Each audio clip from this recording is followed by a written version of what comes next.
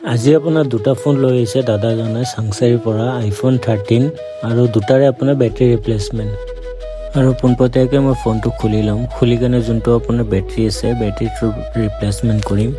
আৰু এইটোত battery health আছিলে আপোনাৰ 73 আৰু পুৰণা বেটাৰীটো মই ৰিমুভ কৰি কেনে ফুল ক্লিন এণ্ড নিট কৰি কেনে নতুন এটা বেটাৰী ইনষ্টল কৰিম।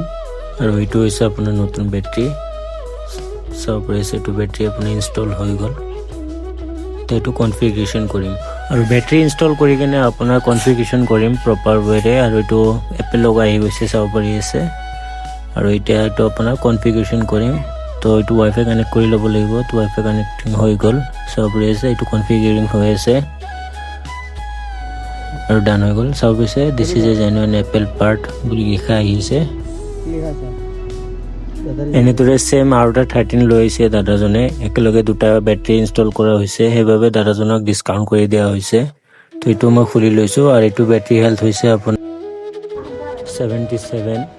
তো এইটো বেটাৰী ৰিপ্লেচমেণ্ট কৰিম আৰু এইটো বেটাৰী আপোনাৰ মই ৰিমুভ কৰি লৈ আহিছোঁ পুৰণা বেটাৰীটো। এতিয়া নতুন বেটাৰী এটা ইনষ্টল কৰিম ইয়াতে। আৰু এইটো বেটাৰী আপোনাৰ কনফিগাৰেশ্যন হৈ আছে চাব পাৰি আছে। আৰু এইটো আপোনাৰ কনফিগাৰেশ্যন হৈ গ'ল চাব পাৰি আছে। এইটো this is a genuine Apple part বুলি দেখাইছে।